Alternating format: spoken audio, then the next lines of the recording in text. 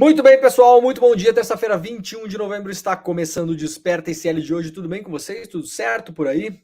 Muito bem, muito obrigado a quem já está chegando no nosso chat. Eu vejo que já tem muitas pessoas comentando por aí. Muito bom dia, muito obrigado, muito boa noite também, muito boa tarde, boa noite para quem nos acompanha fora do Brasil. Este programa tem uma audiência de pessoas que moram fora do Brasil, bastante, inclusive, né? Imagino também muito por conta do nosso horário, né? Claro, porque é um horário que favorece as pessoas que estão em outros continentes acompanhar o programa. Nós estamos ao vivo 7 horas, horário de Brasília, ao vivo todos os dias, de segunda a sexta-feira, das 7 às 8 horas da manhã. Tá bom? Ó, vai chegando por aí, vai deixando seu like, vai assinando o nosso canal também, vai ativando o sininho, quem puder, quem estiver no YouTube, para que vocês possam ser avisados quando nós estivermos online, sempre, né? Lembrando que o ICL tem programação todas as manhãs aqui, de segunda a sexta-feira, religiosamente, sempre ao vivo, das 7 horas da manhã até as 11h30 da manhã, e depois a nossa programação volta às 5 horas da tarde e vai até às 8h30 da noite, tá bom? Muito bom dia para quem nos acompanha pela TVT, TV aberta em São Paulo e Grande São Paulo, pela TV Quirimurê, na Bahia, TV aberta, Salvador e Grande Salvador, e também pelas ondas da Rádio Brasil Atual. Muito obrigado, muito bom dia, muito bom ter a companhia de vocês todos por aqui. Ontem, aliás, não tivemos programa, né? Eu acabei não avisando na sexta-feira, me esqueci. E ontem, aliás, me esqueci que não teria programa. Acordei 5 horas da manhã, né? Produzi o programa todo. Ai, sensacional. E aí, quando chegou na hora de fazer o programa, eu me dei conta que era feriado, né? Como esse feriado tem alguns estados que tem alguns estados que não tem, aquela coisa. Então, ontem foi o dia do programa que foi produzido e não foi ao ar, né? Infelizmente, várias notícias importantes de ontem acabaram ficando de fora, né, do programa de hoje, porque já tem cara de notícia velha, mas muita coisa ainda perdura, então eu deixei algumas coisinhas de ontem, mas principalmente peguei, claro, as notícias frescas e mais importantes do dia de hoje para a gente conversar aqui e debatê-las também, tá bom?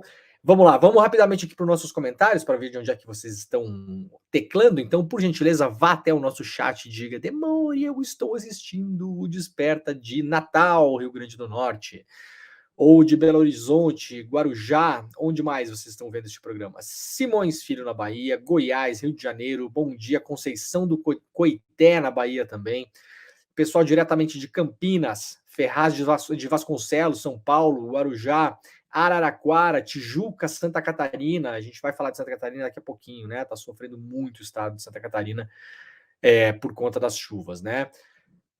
São Paulo de Piratininga, João Pessoa na Paraíba, Petrópolis, Rio de Janeiro, Alvorada do Sul, Paraná, bom dia de Pelotas, onde mais? Goiânia, Porto Alegre, Fortaleza, bom dia da Tijuca, capital da capital do Rio. Capital da capital do Rio. Bom dia para os tijucanos. Tenho vários amigos tijucanos, aliás.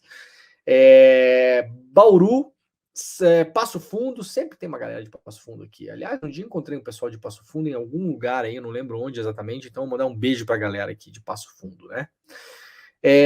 Jundiaí, Lagoa Santa, Ouro Preto, Teresópolis, Américo de Campos, São Paulo, Maringá, no Paraná, Goiânia, abraço de Honolulu, no Hawaii, muito bem. Onde mais? Vamos para as últimas cidades aqui. Recife, sempre tem Recife. Francisco Beltrão do Paraná, a Nájila Lavorati, passei uma boa parte da minha infância, inclusive, em Francisco Beltrão do Paraná. Muito legal.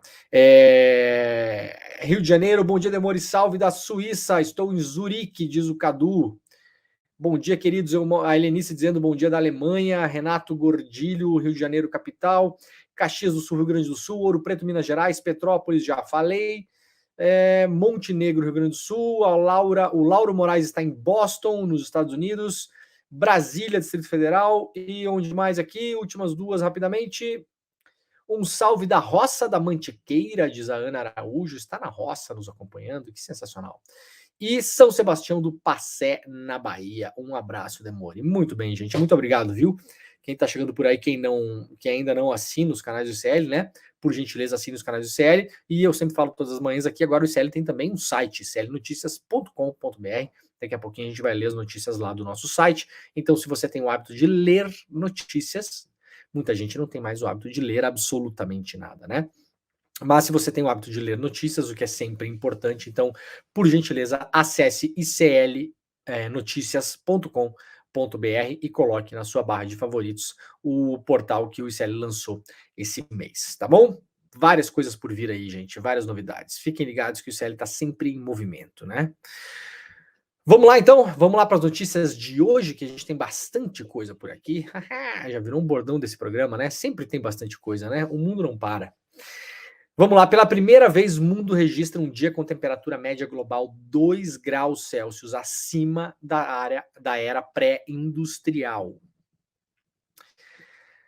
Na sexta-feira passada, 17 de novembro, o mundo bateu um marco considerado preocupante no cenário climático. Pela primeira vez, a média global de temperatura ultrapassou os 2 graus Celsius de anomalia e atingiu exatos 2,07 graus Celsius acima dos níveis pré-industriais, que é um período considerado aí de 1850 a 1900, né?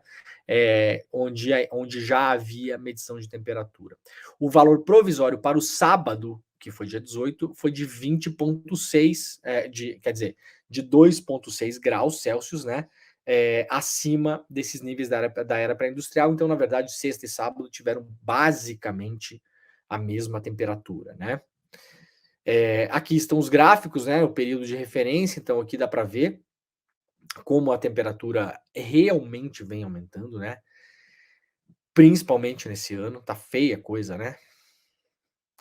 Se a comparação for feita apenas com o período histórico mais recente, de 1991 a 2020, a anomalia apresenta um aumento de 1,17 graus Celsius em relação à média registrada. Os marcos históricos foram divulgados pela diretora adjunta do Serviço de Monitoração das Alterações Climáticas do Copérnicos, Sam Burgess, e depois confirmadas pelo próprio Centro de Pesquisas.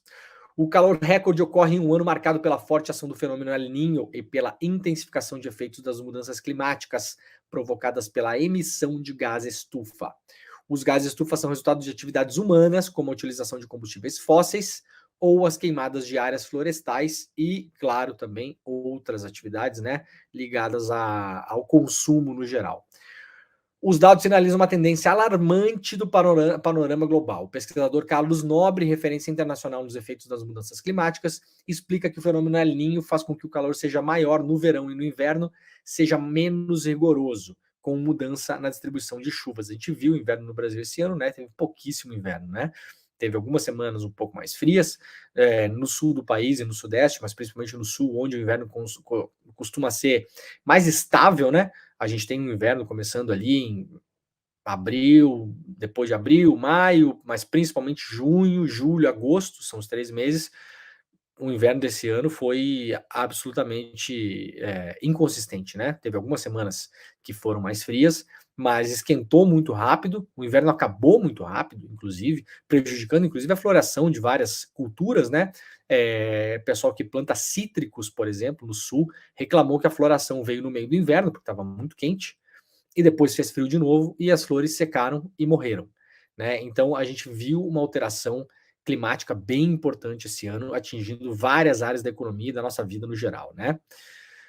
Para entender esse recorde, a gente olha para as emissões de carbono. Em 2022 tivemos um recorde de emissões e as estimativas mostram que 2023 vai bater esse recorde novamente. Quando vemos isso, percebemos que a alta era o esperado, disse o Carlos Nobre em relação aos gases do efeito estufa. Na mesma direção, Luciana Gatti, pesquisadora do INPE, especialista em emissão de carbono, afirma que a principal conclusão a partir destes dados é que os aumentos da temperatura e o aumento dos eventos extremos estão mais acelerados do que os modelos previam. A gente tem que observar que essas mudanças e se perguntar se o colapso climático já não começou, se já não temos tempo de esperar 2030. Quantas pessoas mais vão ter que morrer para entendermos que é preciso uma mudança, afirmou a pesquisadora. Não tá fácil, né, gente? Vários pesquisadores, a gente vem fazendo uma cobertura de eventos climáticos extremos aqui no programa bem consistente, né? Eu até acho que é um dos programas que mais faz, assim, tirando os programas especializados da imprensa em geral, eu vejo poucas pessoas dando atenção para isso, né? A cobertura de meio ambiente, ela entra sempre no rodapé, né? Primeiras coisas ali da política, do dia a dia, o rame-rame, o blá blá blá, a fumaça e tal, não sei o quê, a polêmica do dia, e aí cobertura climática lá no fundo. Quem acompanha o programa aqui sabe que a gente faz o contrário disso, né? Sempre que tem notícia em relação à emergência climática, eu coloco elas no começo do programa, porque eu acho que elas são de fato muito importantes, e elas são de fato muito importantes, né? Vamos lá para o pessoal do DCM. Inmet registra dia mais quente na história do Brasil em Araçuaí, em Minas Gerais. 44,8 graus. Neste domingo, a cidade de Araçuaí, em Minas Gerais, teve o dia mais quente do histórico das medições do Brasil, segundo o INMET. O município, que fica no Vale do Jequitinhonha e tem 34 mil habitantes, registrou temperatura de 44,8 graus.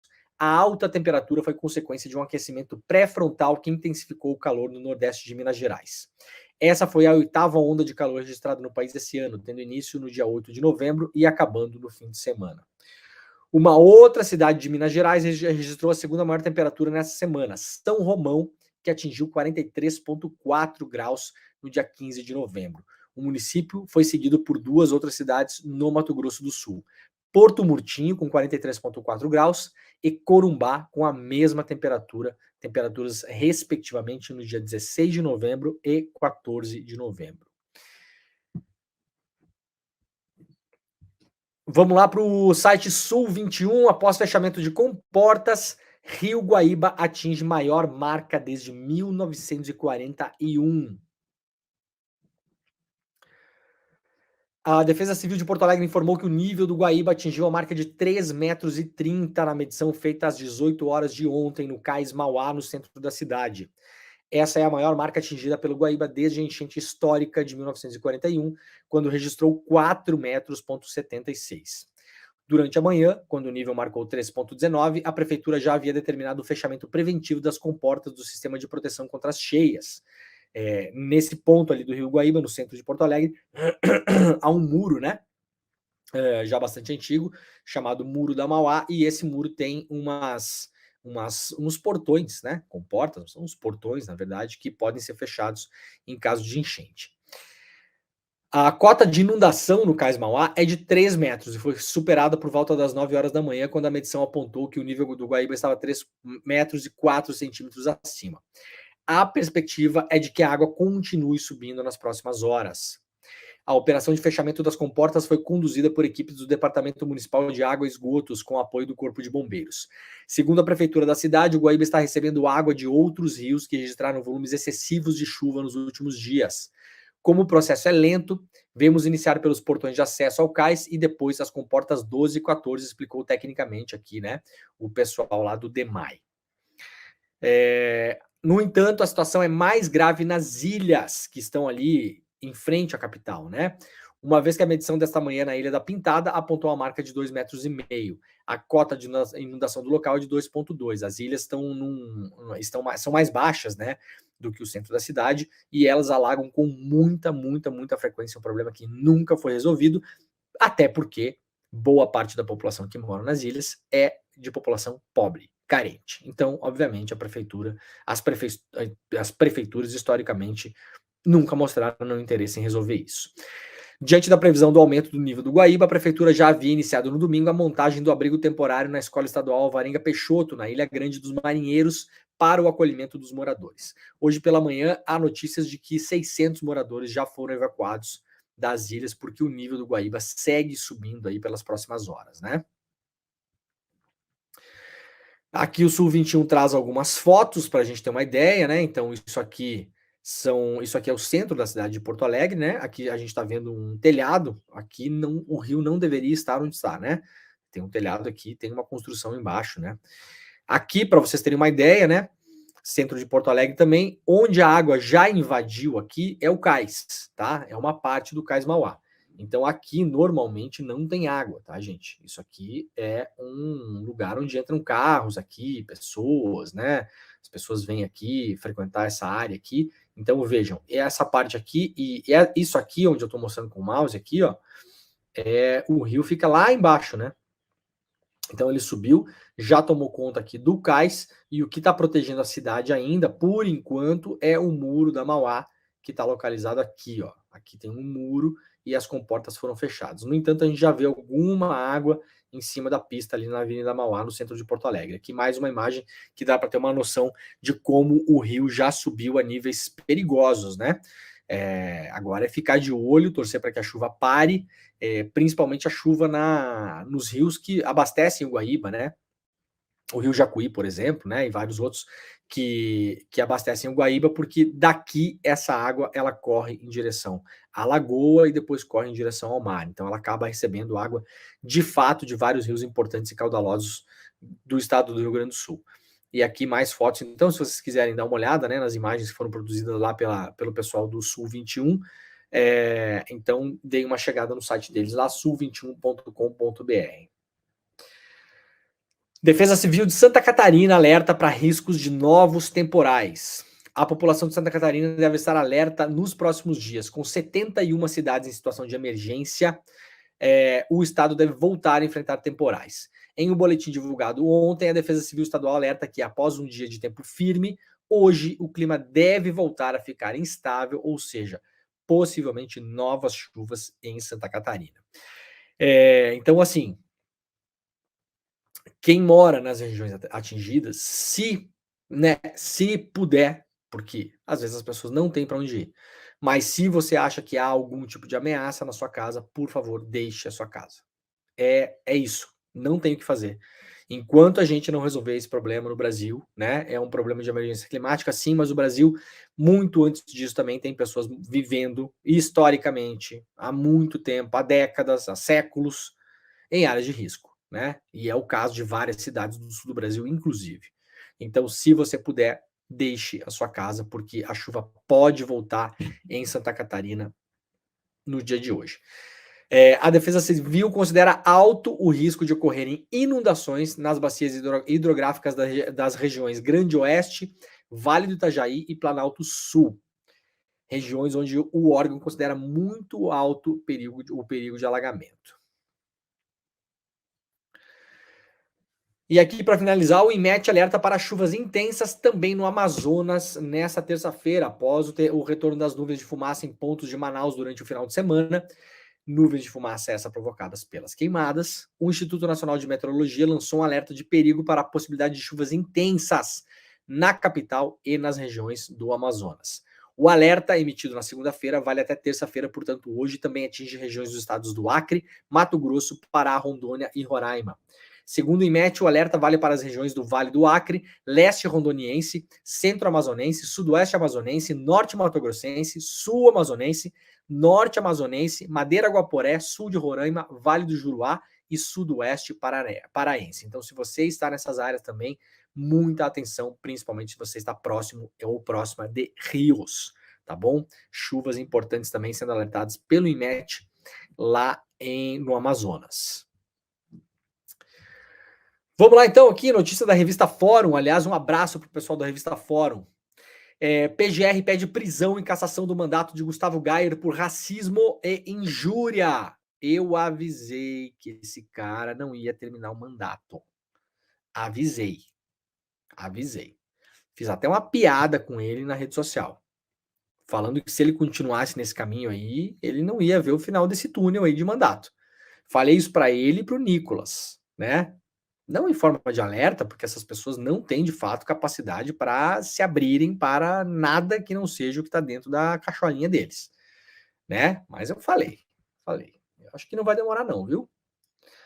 Vai ser a cassação mais rápida do Oeste. A Procuradoria-Geral da República denunciou o deputado Gustavo Gayer, denunciou ao Supremo Tribunal Federal, né? Nesta segunda-feira. Gayer foi denunciado pelos crimes de injúria contra o presidente Luiz Inácio Lula da Silva e por racismo contra o ministro dos Direitos Humanos, Silvio Almeida, e contra a população africana. Na manifestação, a vice-procuradora-geral da República, Ana Borges Coelho Santos, solicita que o parlamentar seja condenado com penas que podem chegar até mesmo à prisão e que, caso confirmada a cassação, que seja declarada perda de mandato de Gustavo Gayer. A denúncia da PGR é uma resposta à notícia crime protocolada recentemente contra Gustavo Gayer pelas deputadas Luciene Cavalcante, Érica Hilton, Talíria Petroni e Célia Cachiabrá, todas do PSOL. O motivo são declarações feitas pelo parlamentar em participações em podcast, um podcast chamado Três Irmãos, em junho, entre elas a de que na África quase todos os países lá são ditadores e que lá a democracia não prospera. Por quê?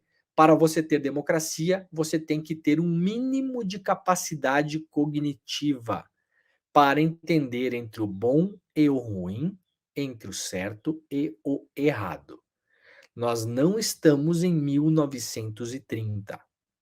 Nós estamos em 2023 e o cara vai ao ar num podcast, porque assim, entendo que essa gente pense isso. Entendo mesmo. Entendo, né? A gente não pode proibir ninguém de pensar, claro. Aliás, nós não podemos proibir ninguém de falar mesmo. Veja só, né? As pessoas que dizem que não há liberdade de expressão no Brasil. É claro que há. O Gustavo Gayer falou exatamente aquilo que ele quis falar no podcast. Alguém apareceu lá no podcast para tirar o podcast do ar? Alguém cortou ele? Alguém cortou o microfone deles? Tinha alguém lá do Estado, como tinha durante a ditadura militar aqui no Brasil, para dizer isso aqui pode, isso aqui não pode, esse entrevistado sim, esse entrevistado não, essa palavra não pode usar, esse título não, pá, pá, pá. Né? A galera mais nova não vai saber, mas assim, é só estudar um pouquinho de história também, né, gente? Durante a ditadura militar no Brasil, tinha agentes da censura que ficavam, que tinham mesa e cadeira dentro da redação dos jornais, dentro. A edição dos jornais passava por eles, como se eles fossem os manda-chuvas de tudo, e eram de fato. Ah, essa manchete aqui não, esse assunto aqui não, esse ministro aqui não pode falar assim dele, essa matéria não, essa palavra não. Alguém proibiu o Gustavo Gayer de falar essa estultice que ele falou? Não, falou. Tá aí. Liberdade de expressão plenamente garantida pro deputado. Agora, claro, quando você fala o que não pode, você vai, né, ter que seguir algumas normas sociais, né?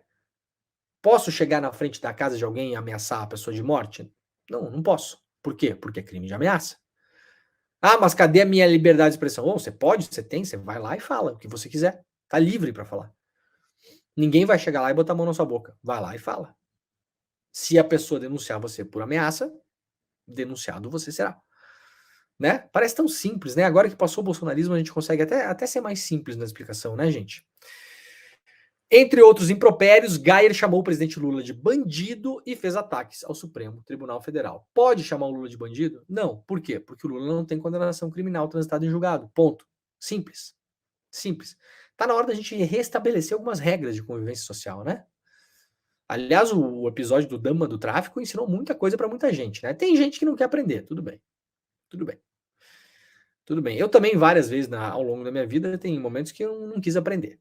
Consciente ou inconscientemente. Paguei o preço depois, né? E deixei de ser burro, inclusive, né? Espero, será? Será que deixei de ser burro? Tomara, né? Deixei de ser burro, né? Porque muitas vezes a gente é burro. Às vezes a gente é voluntariamente burro. Você tá vendo o negócio, as pessoas estão falando para você, tá todo mundo alertando e você vai lá. Então vai, tudo bem, tudo beleza, tudo certo, né? A gente tem a chance todos os dias, quando a gente acorda, de deixar de ser burro, né? Qual é a chance que Deus nos dá toda manhã, gente? É a chance única de deixar de ser um jumento, né? Eu pratico isso na minha vida. Tem dia que eu me sinto burro, que eu, não ouvi alguém, um amigo me alertou de uma coisa, da outra, tal, não sei o que. E também você não tem que ficar ouvindo os outros o tempo todo também, porque a vida é sua, você faz o que você quiser, né? Então, assim, tem um equilíbrio nas coisas, porque tem vários amigos aí, entre aspas, que vêm dar recadinho, no fim das contas você vai ver, né, amigo, não é, né? Tá com os outros interesses, tá caminhando por caminhos misteriosos, né? Mas a gente vai ficando velho, a gente vai ficando menos burro, então a gente percebe isso rápido também, né? Agora, Gustavo Gayer aparentemente não está aproveitando as chances que Deus lhe dá, né? Chamou o presidente Lula de bandido e não por ser o Lula, poderia ser qualquer pessoa. Você não pode chamar uma pessoa de bandido, não pode, ponto. Não pode. Você pode chegar na padaria da esquina e falar pro padeiro que ele é um bandido. Se ele processar você por isso, ele possivelmente, com muita chance, ele vai ganhar o processo. Aliás, como eu ganhei um processo contra o Gustavo Gayer, né? Por disseminação de notícias falsas contra mim. Teve que fazer um vídeo de retratação, aliás, bem legal. Podia ter mostrado hoje aqui, esqueci. Após as declarações terem sido levadas à PGR e parlamentares da base governista, o deputado publicou nas redes sociais uma mensagem contra o ministro dos Direitos Humanos, Silvio Almeida. Mais um para provar que QI baixo é fundamental para apoiar ditaduras. Infelizmente, temos um ministro analfabeto funcional ou completamente desonesto. Isso foi o que um deputado falou do ministro dos Direitos Humanos, para lembrar, um homem negro. Para lembrar, um homem negro. Tá? É duro, né, gente? É dose. Eu, no fim das contas. Bom, a denúncia fala em prática e indução, incitação à discriminação e preconceito de raça, cor e procedência nacional contra o povo africano, né? Ela faz aí aqui tem todo o despacho aqui, né? Mostrando quantas visualizações teve, aquela coisa toda. E aí a PGR requer a instauração do devido processo penal com deflagração da instrução criminal com a oitiva das pessoas abaixo. Então as pessoas serão ouvidas agora, né? O Gustavo Gayer principalmente, né? Com a condenação dos denunciados nas sanções combinadas ao crime imputado, caso sejam condenados, né? Que seja decretada a perda do mandato eletivo do deputado federal do estado de Goiás, Gustavo Gayer Machado de Araújo, caso aplicada a pena privativa de liberdade por tempo superior a 4 anos. Então tem uma condicionante aqui, né? Ele só perde o mandato, vamos ver de novo aqui, mas eu acho que é isso, tá? Vamos lá. Ele só perde o mandato caso a pena aplicada no fim do processo, se ele for condenado, seja pena de privação de liberdade por tempo superior a 4 anos, tá? Então há esse condicionante aqui. Vamos ver como é que vai essa coisa aqui, né? Vamos lá. Foi avisado, todo mundo acorda todos os dias, abre o olhinho e tem a chance de deixar de ser burro, né, Gustavo Gayer? Como eu faço, não estou falando do senhor. Imagina, jamais, jamais, né? Estou falando que eu aproveito as chances, né, que a vida me dá para acordar todas as manhãs e ser um pouquinho menos burro do que ontem, do que fui ontem, né? Eu, se fosse o senhor, aproveitaria as suas também, né, para tentar chegar até o final do mandato, se possível. Não que eu deseje, né? Justiça do Rio de Janeiro nega pagamento de indenização ao produtor cultural e sua mãe por prisão ilegal. Vamos correr a foto e vamos ver a cor da pessoa? Ah, que surpresa, né? Que surpresa. Alguém surpreso? Não posso imaginar, né? A Justiça do Rio de Janeiro negou o pedido de indenização do produtor cultural Ângelo Gustavo Pereira Nobre e de sua mãe, Elci Leopoldina Pereira de Souza, por ele ter sido preso ilegalmente em 2020. Na ocasião, Ângelo foi preso acusado de participar de um roubo de um carro. A decisão é da juíza Maria Paula Gouveia Galhardo, da 4ª Vara de Fazenda Pública. O advogado João Tancredo vai recorrer.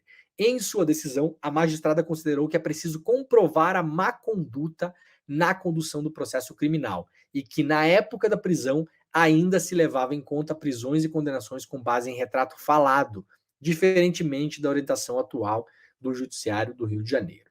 Ocorre que é preciso verificar se houve qualquer má conduta na condução do processo criminal, já que constitui legítima atuação do Estado de Direito, cujo contrato social depositou nas mãos do Estado a tarefa de inibir e reprimir crimes, atividade que envolve natural risco. É, portanto, necessária a verificação da inexistência de causas excludentes, especialmente da ilegalidade da prisão. De acordo com a magistrada, apenas em 2020 passou a ser questionada a condenação com base exclusivamente no reconhecimento da vítima, de tal modo que não se pode concluir pela ilegalidade do julgamento anterior à mudança do entendimento jurisprudencial. Ou seja, segundo Maria Paula Gouveia Galhardo, a juíza, né, o Ângelo, que se ferre, porque ele foi confundido com um criminoso a partir de um retrato falado, foi preso injustamente e não tem direito a nenhuma indenização. Vocês acham normal isso? Não, na moral, cara. Na moral. Olha pro moleque aqui. Olha pro moleque. Menino bom. Entendeu? Menino bom tá aqui. Sabe? Vocês acham. Se fosse com vocês, vocês iam levar de boa isso? Sério mesmo? Né? A gente fica muito aqui de sommelier de revolta dos outros, né? Ai, não pode isso, não pode aquilo, não pode postar nada que pareça violência, não pode não sei o que. Tudo bem, eu sou um pacifista também. Eu sou um pacifista. Não gosto de violência em nenhum contexto. Ponto pacífico. Agora, se fosse com vocês, vocês iam ficar de boa com isso? Sério mesmo, gente. Imagina você ser preso. A sua imagem, gente, não volta mais como era antes. A vida inteira vai ter gente achando que você é bandido. A gente sabe como as coisas funcionam no Brasil. A gente sabe. A gente não tem aí gente chamando o Lula e outras pessoas de bandido. Não tem. Vocês acham que isso aí não vai ser levado para a vida de uma pessoa como essa, gente? Isso aí é um negócio inescapável. Muitas vezes a pessoa tem que mudar de bairro, mudar de cidade, porque ali na vizinhança todo mundo sabe que o cara foi preso, né? E depois não sabe da missa metade. E a notícia depois que foi solto, que era engano, que não sei o quê, ela corre muito menos do que a notícia da prisão. Pensa aí no bairro de vocês, se tiver um vizinho que você conhece, que foi preso, todo mundo vai comentar. Apareceu a polícia na porta da casa do cara, o cara saiu algemado, socaram o cara num camburão e levaram embora. É a notícia da semana na vizinhança, né? Agora, quando a pessoa voltar para casa e chegar à conclusão de que foi preso injustamente, vai ser a grande notícia da semana? Olha, metade ou menos das pessoas vão se preocupar em falar sobre essa notícia. E para muitas pessoas, a vida toda agora, esse cara vai ficar marcado como um cara que foi preso por roubar um carro. E não foi ele. E a juíza acha que tudo bem. Não, tudo bem. Não era o procedimento. Né? Não era o procedimento. Doutora, não era o procedimento várias coisas no Brasil, né? Uma norma ou uma lei podem ser flagrantemente ilegais, inclusive. Então, não era o procedimento, por exemplo, você contestar trabalho escravo no Brasil. Também não era o procedimento. No entanto, há uma série de danos e uma série de ações para reparar esse passado quando a escravidão era legalizada. Ué, não se analisa casos antes da data X, porque até aquela data nós tínhamos essa lei aqui, que é essa lei absurda. E daí? Não pode agora? Olha, tomara que o advogado Ângelo recorra de fato e consiga levar isso para tribunais superiores, porque acho que é uma boa tese para debater, inclusive no STF, eventualmente, viu? Pessoas que foram presas no Brasil nas últimas décadas, com base em retrato falado, né? O cidadão lá desenhando com um lapisinho numa folha. A imensa maioria que são presos por engano são negros, né? Porque no imaginário popular, e inclusive ali na delegacia e tal, não sei o que, preto é tudo igual. Então tem um negão aqui, ó. Pronto, tá aqui, ó. Nada a ver uma pessoa com a outra, mas aí tá. É a mesma coisa, né? Aquela desumanização básica, nossa, de cada dia, né? Ué, essas pessoas não têm direito a reclamar do Estado? Que uma norma que foi criada pelo Estado era uma norma absurda? Então vejam a loucura da coisa, né? A conclusão dessa juíza. Eu posso pensar aqui o seguinte: o Estado criou uma norma, que é o seguinte: nós podemos prender sim pessoas, com base em retrato falado. Aí depois mudou o entendimento em 2020. Não podemos mais. Não podemos mais, porque a sociedade está começando a protestar, está dando muito problema. Antes podia, né? Usava retrato falado, prendia um monte de gente, vai. Usava o mesmo retrato falado para prender umas 10 pessoas. Né? Vai entrando. Bota para dentro. Tira de circulação. Sabemos quem, né? Aí depois não podia mais. Ora, a sociedade não tem direito a questionar essa norma? Essa norma nasceu num pé de laranjeira, por acaso? Alguém acordou um dia e choveu, assim? Caiu da nuvem esse negócio? Foi um presente divino? Algum profeta subiu alguma montanha e trouxe, né? E falou: Deus nos mandou esta norma divina. Foi assim, por acaso? Não, né? Foi uma criação humana do Estado brasileiro. E quem foi preso injustamente por essa decisão não pode questionar isso? Não tem direito à indenização na justiça? Evidentemente que é uma discussão em aberto. Evidentemente. Vocês imaginam se amanhã o Estado brasileiro decide criar uma lei absurda e começa a prender um monte de gente, daqui a 5 anos essa lei cai, e aí? Não temos o direito de de debater essa lei e eventualmente indenizar as pessoas que foram presas por conta da lei mal feita ou propositalmente bem feita. Nunca sabemos, né? Às vezes sabemos, às vezes não. Então, ó, torcendo para que o advogado consiga levar isso para instâncias superiores, porque eu acho que dá um excelente debate, hein? Excelente debate. Vamos lá para o DCM. Mais de 2 mil militares da ativa são sócios administradores de empresas privadas. Um levantamento realizado pela Fiquem Sabendo, que é uma newsletter, né? Se vocês não sabem, assinem, né? Fiquem Sabendo, joguem no Google aí. Que trabalha com esses levantamentos de dados, muitas vezes baseados em lei de acesso à informação, uma newsletter bem interessante, apontou que 12.121 militares da ativa são sócios, diretores ou administradores de mais de 16 mil empresas privadas. Dentre esses militares, 2.128 são sócios administradores de empresas privadas em atividade no Brasil. Segundo o artigo 29 da Lei 6.880 de 1980, ao militar da ativa é vedado, portanto proibido, comerciar ou tomar parte na administração ou gerência de sociedade ou dela ser sócio ou participar, exceto como acionista ou cotista. Não pode, portanto, ser administrador, nem sócio administrador. Em entrevista à Fiquem Sabendo, o jurista Carlos Ari Sundfeld, professor da FGV Direito de São Paulo e presidente da Sociedade Brasileira de Direito Público, explicou que o artigo 29 do Estatuto dos Militares admite que o militar da ativa participe como acionista da sociedade anônima ou como cotista, mas ele está proibido de participar da administração ou da gerência da sociedade. Portanto, o militar não pode ser sócio administrador, apenas sócio. Resumindo o que acontece nesse caso, e não é incomum. Os militares têm o seu soldo, vou tirar o casaco aqui que está muito quente. Tem o seu soldo, para além disso, são sócios ou sócios administradores de empresas, o que é proibido. Frequentemente são sócios das esposas, dos esposos, de familiares, né? É isso que acontece com alguma frequência, e com alguma frequência também essas empresas negociam com o poder público e também com as Forças Armadas. Acontece. Acontece sim. O cara lá é tenente-coronel, é general, é sei lá o quê. Tá lá no exército. Tem uma empresa. Essa empresa vende clipes de papel. A empresa vai lá e participa de licitação para vender clipes de papel para o exército. Acontece. Né? Então, importante levantamento lá do pessoal da Fiquem Sabendo.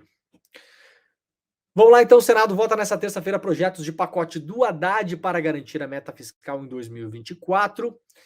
Os projetos em pauta já foram aprovados pela Câmara dos Deputados. Um deles trata da regulamentação do mercado de apostas esportivas online, enquanto o outro estabelece regras para a tributação de offshore, que são as empresas de brasileiros que têm dinheiro no exterior, e fundos de investimento exclusivos para pessoas de alta renda.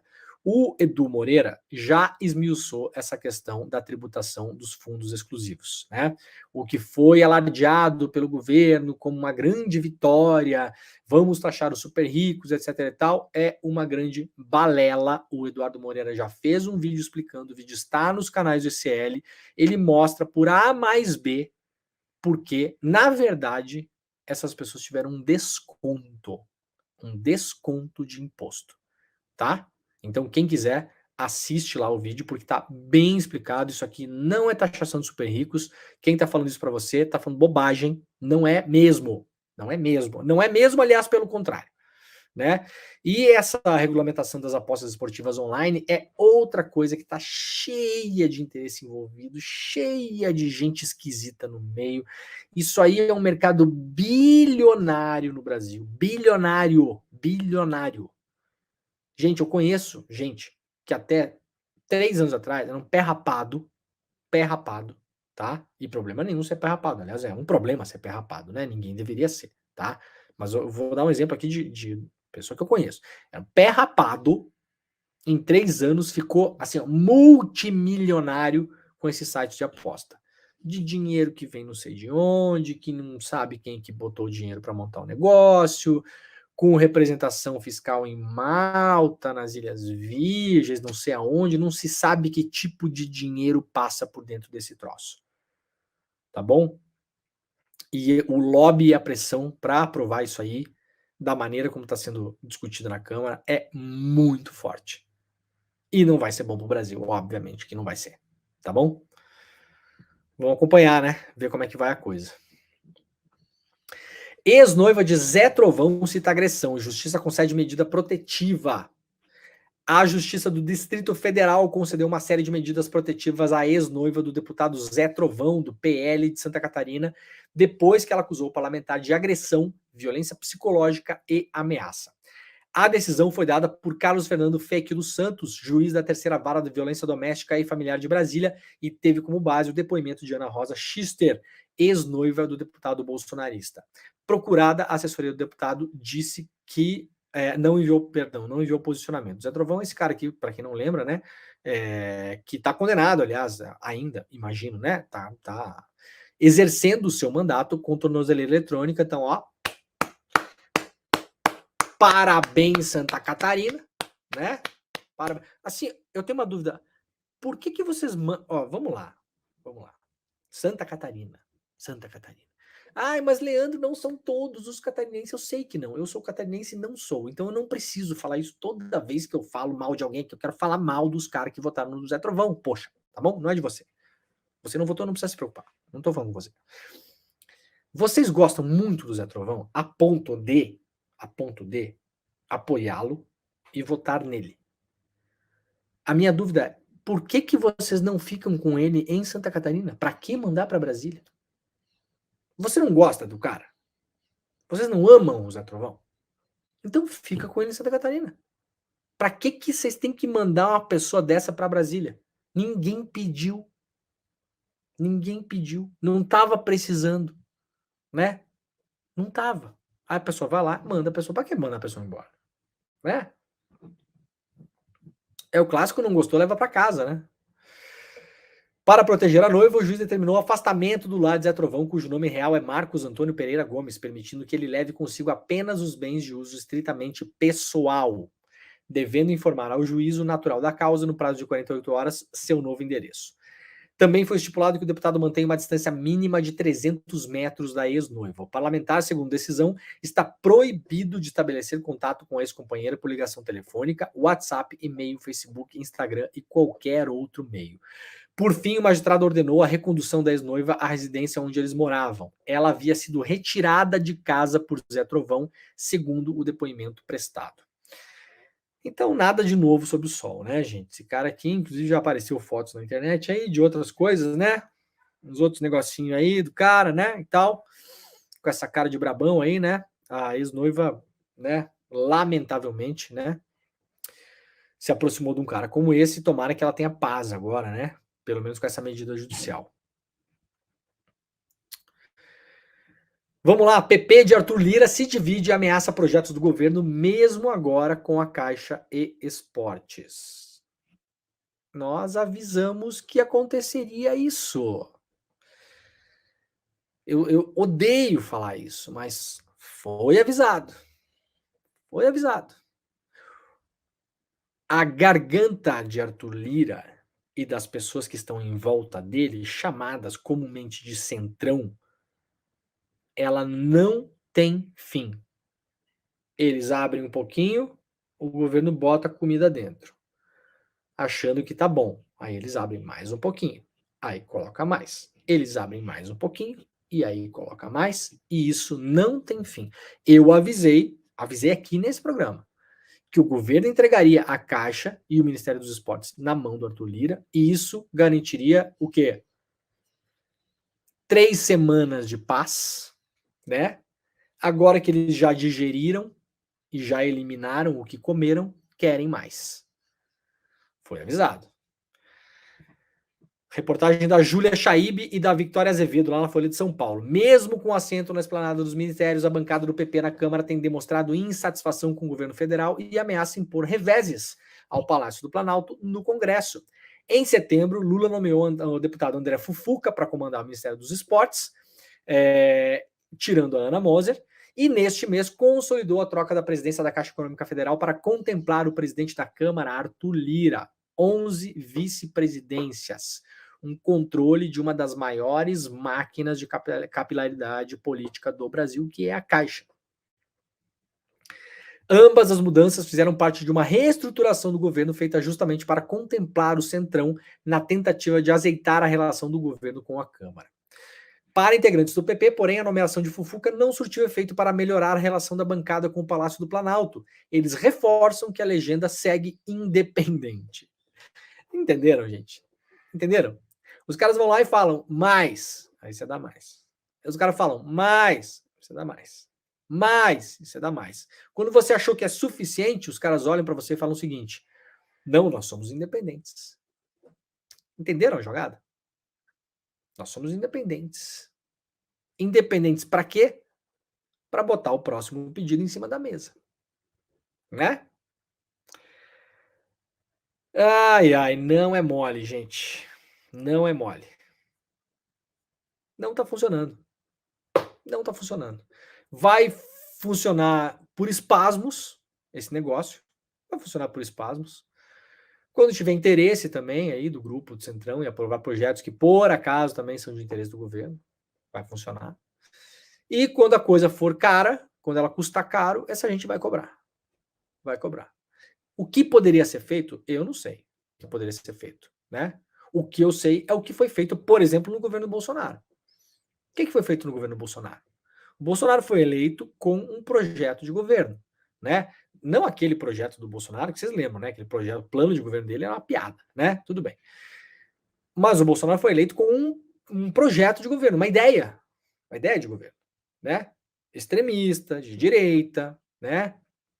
Ultranacionalista, com vários tons e pinceladas de fascismo que a gente foi descobrir depois que não era só na retórica.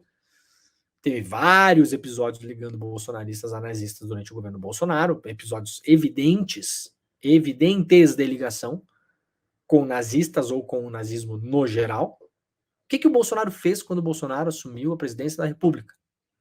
Ele pegou as pessoas mais radicais conforme a sua ideologia e colocou no governo. Nós tivemos o Vélez de ministro, gente. O Weintraub. O Olavo de Carvalho chegou a ser sondado, segundo notícias na época, não quis. Não quis, mas se quisesse, seria. O Brasil poderia ter tido Olavo de Carvalho como ministro da Educação. Ele não conseguiu, mas botou um pupilo lá. Botou o Weintraub, que era um olavista. Ou seja, era praticamente um laranja do Olavo, né? Entre aspas, né? Viu o Weintraub, né? Não há nada criminoso nisso, né? Tô fazendo uma figura de linguagem aqui. Vocês entendem? O Bolsonaro botou um monte de militares no ministério, botou o Pazuello na saúde. Eu concordo com isso? É claro que não. Eu tô dando um exemplo que é o seguinte: o Bolsonaro saiu vitorioso da eleição e colocou em prática, na prática mesmo, o que o eleitor do Bolsonaro esperava dele. Na minha opinião, ruim para o Brasil. Mas isso é a minha opinião. Tô falando do que aconteceu. Em fevereiro, no meio do carnaval, no segundo mês do governo Bolsonaro, o Bolsonaro baixou 4 decretos de armas para liberar a compra de arma pela população. Então, assim, enquanto a gente fica muito nesse negócio, não, negociar com o Congresso, tem que ver, né, o STF, ver as forças, e o Lira, e o PP, e a Caixa Econômica, e os esportes, e vamos lá, e blá, blá, blá. O Bolsonaro assumiu e sentou o pau. Então, assim, o que eu quero dizer com isso? Que dá para fazer. Não dá para fazer? O Bolsonaro não fez? Então dá para fazer. Não dá? Ou tô errado? Não dá para você assumir o governo e colocar um monte de ministro que, na visão humanista, sejam, entre aspas, extremistas, né? Que levem ao extremo as ideias humanistas, o combate à fome, o problema penitenciário do Brasil, série de coisas, a emergência climática, temos alguns, temos a Marina Silva, graças a Deus, que nesse ponto é um oásis, né? Temos Silvio Almeida, o Flávio Dino, mas assim, Juscelino Filho tá fazendo o que ainda no governo? Aliás, por onde anda Juscelino Filho? Eu torço, assim, sempre que eu lembro do Juscelino Filho, eu torço para que ele seja inoperante, né? Porque pelo menos ele não tá fazendo mal para ninguém, né? Mas assim, Cadê o ministro da Comunicação do Brasil? Onde é que foi parar? Não se tem notícia, né? Então, assim, dá para fazer diferente. Dá. Ah, é difícil, não pode. Bom, gente, difícil é um monte de coisa, tá? Difícil é um monte de coisa. Difícil é viver em Gaza, né? Isso é difícil. Difícil é fazer que nem o Hassan Rabi, que é tentar, que é o palestino brasileiro que deu entrevista para Luísa Vilela, que é tentar conseguir sair de Gaza. Isso é o difícil, né? Tem várias outras coisas que são menos difíceis do que essa, né? Então, assim, tem alternativa? Tem alternativa? Tem. Ah, não dá, é complicado, é difícil, vai comprar briga, vão travar as pautas, não sei o quê. Bom, se isso acontecer, há alternativas para isso também. Também. Você conseguir juntar os milhões de brasileiros que votaram nesse projeto para pressionar a chantagem, a eventual chantagem da Câmara que não quer votar um negócio porque o governo não deu a Caixa Econômica. Você expor isso, se comunicar com as pessoas, deixar isso claro. Falar aqui, ó, tá vendo o negócio aqui de perdoar a dívida do Minha Casa Minha Vida? Pois é, não tá saindo por quê? Porque o Lira não pauta. Por que o Lira não pauta? Porque ele quer a Caixa Econômica para fazer política e o governo não quer dar, porque acha que não tem nada a ver. Não foi o Lira que ganhou a eleição do Executivo? Foi o Lira que ganhou a eleição? Alguém votou para presidente pro Lira? Não, né? Não me consta que estava o nome do Lira na urna para a presidência da República. Então, não. A gente não vai dar a Caixa. Você foi eleito deputado, você é presidente da Câmara, vire-se aí com suas emendas, faça o seu papel. Vai bloquear? Tá bom. Gente, olha só, tá bloqueando por isso aqui, tá? Você que tem dívida do ProUni aí, que a gente tá tentando passar um projeto para melhorar a sua vida, não tá passando porque o Lira aí, ó, não tá deixando passar. Por que não tá deixando? Ah, porque ele quer o Ministério da Saúde. Dane-se, não vai ganhar. Pronto. Não foi eleito para isso. O Ministério da Saúde é um órgão do Executivo. Quem nomeia o ministro é o presidente da República. E o Brasil votou no Lula para o presidente da República, não no Lira. Né? As palavrinhas são mais ou menos parecidas, mas não trata-se da mesma pessoa. Aliás, nem de perto, inclusive. Então, assim, gente. Ah, dá para fazer isso? Dá. Tá bom, dá. Se o Bolsonaro fez, dá para fazer. Se o Bolsonaro fez, dá para fazer. Agora, há uma opção em não fazer porque não se quer comprar a briga, o desgaste, o isso, aquilo, blá, blá, blá. Tudo bem. Então, vamos deixar claro aqui que tem opção. Tem opção. Ela dá mais trabalho. Ela é mais arriscada. Ah, mas se a gente fizer isso, pode ter o impeachment. Gente, pode ter o impeachment amanhã. Tá bom?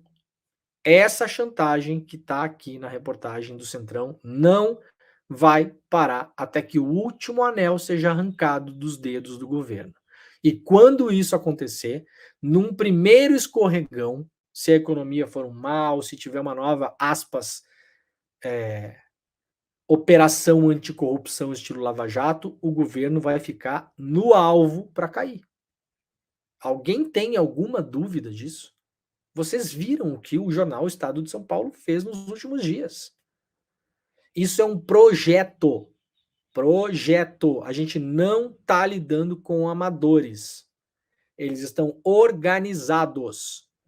Ontem eu publiquei um vídeo, aliás, não dá para publicar aqui por causa da direito autoral, mostrando que aquele candidato à presidência do Brasil, do Partido Novo, lembram? O Luiz Dávila, aquele cara que falou testreza no debate, que testreza, lembram desse cara?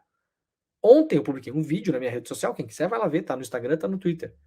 Ele em um podcast dizendo literalmente o seguinte, que eles estão juntando um grupo de empresários bilionários para comprar o Estadão, comprar o jornal O Estado de São Paulo, e o sonho dele seria fazer um grande pool, um grande grupo de comunicação no Brasil, a estilo do grupo do Rupert Murdoch, que é um magnata da imprensa mundial, né? Seus jornais já foram acusados de espionagem ilegal, fraude, então o modelo do Dávila é excelente, inclusive, né? Isso aí quem tá falando é ele, não sou eu. E ele gostaria de juntar Estadão, Revista Oeste, que é a Jovem Pan do Mundo Invertido, né? Jovem Pan e Brasil Paralelo. Gente, a gente não tá lidando com amadores. O objetivo desse Megazord, né? Megazord da loucura da extrema-direita, seria combater este governo sórdido, que é como ele, Dávila, chamou o PT. Então, assim, de novo, tem gente muito poderosa, com muito dinheiro. Eu não sei se esse negócio vai sair ou não. O cara falou num podcast. E é um rumor que já anda aí vários tempos, porque o Estadão tá quebrado também, né? Então tá topando em qualquer parada. Nós vimos o que o Estadão fez na última semana. Vimos. O Estadão segue dobrando a aposta lá no site deles no negócio da dama do tráfico. Olha, daqui a 6 meses a gente vai olhar o Estadão, vai ter na capa logo uma matéria, como diz um amigo meu, né? Regra número 1 do jornalismo. Se você precisa explicar muito a sua matéria, é que sua matéria é uma porcaria, tá? Isso é a regra número 1. Coisa simples a gente entende na hora, né? Se precisa explicar muito é porque o negócio não presta, tá? Já fizeram 820 matérias para explicar a matéria. Então, assim, porque, né? Porque a consistência é a consistência de um pudim daquela matéria. Isso não vai parar aqui não, gente, tá? Então, assim, não dá porque o Lira, porque... então tá bom. Então não dá porque o Lira, porque não sei quem. Então, mas pelo menos aqui tá registrado, terça-feira, 21 de novembro, tá falado, tá dito aqui, né? Muito bem, ó, pessoal, o programa tá chegando ao fim. Muito obrigado a quem nos acompanhou na TV aqui de Murê, na TVT e na Rádio Brasil Atual. Nós voltaremos amanhã às 7 horas da manhã, ao vivo, horário de Brasília. Até mais! E pro pessoal que ficou até o finalzinho aqui, muito obrigado também pela companhia de todo mundo. Está começando agora o ICL Notícias, primeira edição, com as principais notícias do Brasil e do mundo. Muito obrigado a quem nos acompanhou aqui. Galera de várias cidades do Brasil e do mundo, é sensacional, né? Ilhéus, Bahia, Blumenau, Passo Fundo, Campinas, Rio de Janeiro, Itapetininga, Volta Redonda, Osasco, Chicago, Penha, Santa Catarina, Boston de novo aqui, outra pessoa, Arapirina, Porto Alegre, Taubaté, Fortaleza, Colônia, na Alemanha, São Leopoldo, Rio Grande do Sul, Joaçaba, Fortaleza, Ibiúna, Niterói, Belém do Pará, Salvador e Divertilândia. Existe uma cidade chamada Divertilândia. Pedro Falcão mora em Divertilândia. Se o Pedro Falcão não tá me trollando, né, que esse aqui é um outro Pedro Falcão, não é o nosso Pedro Falcão, né, existe uma cidade chamada Divertilândia. Se não existe, temos que criar, inclusive, né? Atenção, governo federal, vamos criar uma cidade chamada Divertilândia, onde será uma cidade o quê? Muito divertida, claro. Muito bem, gente, muito obrigado. Nós estaremos de volta amanhã, às 7 horas da manhã, horário de Brasília. Este foi o Desperta ICL, terça-feira, 21 de novembro, 7h59 da manhã. Tchau. Você já assistiu a série Quem Matou o Malcolm X? Uma das séries de maior sucesso da história do Netflix? Bem, se não assistiu, assiste. Tá aqui, ó, propaganda de graça pro Netflix. Mas eu tô aqui pra te contar outra coisa. Abdul-Rahman Muhammad, o protagonista da série, o maior especialista do mundo na história de Malcolm X, ele que fez uma investigação para descobrir quem matou Malcolm X, o nome da série, tão profunda e tão reveladora que reabriu o caso nos Estados Unidos, gravou uma aula para o Instituto Conhecimento Liberta contando a história de Malcolm X. Uma aula imperdível. Dia 23 de novembro, uma quinta-feira, às 8 horas da noite, no horário de Brasília. Você não pode perder a aula histórica que o ICL traz até você. Abdul-Rahman Muhammad, o maior especialista do mundo em Malcolm X, vai dar a aula Malcolm X, o homem e a mensagem. Para você se inscrever na aula é muito simples. É só clicar no link aqui em cima ou aqui embaixo e gratuitamente e rapidamente se inscrever na aula. Se inscreve agora, não perde a aula porque é uma aula que não tem replay. E chame todo mundo que você conhece para participar. Ninguém pode perder esse evento histórico que o ICL está trazendo para vocês.